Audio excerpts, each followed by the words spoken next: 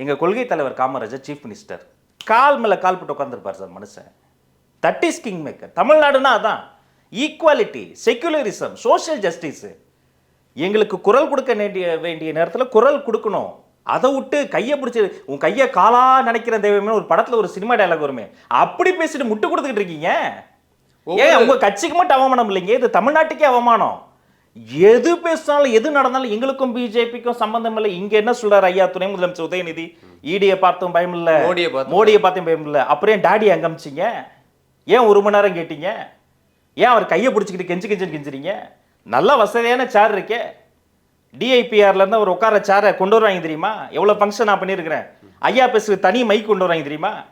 போடியம்ல Turkey towel, வெள்ளை towel கொண்டு வருவாங்க. நாங்க தொட்ட போடியமா அவர் தொடக்கூடாதான், நாங்க தொட்ட மைக்க அவர் தொடக்கூடாதான். அதை கூட சரி ஓகே வயோதிகம். அங்க எப்படி உட்காந்து நுண்ணி சேர்ல உட்காந்துருக்கிறாரு. தெய்வமே என்ன எதுவும் பண்ணிடாத தெய்வமே, உன் கையை காலா நினைக்கிற தெய்வம், என்னங்க இது? அப்படி ஒன்றை பண்ணிட்டு அதுக்கு முட்டு கொடுக்குறீங்க பாருங்க. இதைத்தான் ஒரு பிரபல நீதிபதி சொன்னாரு.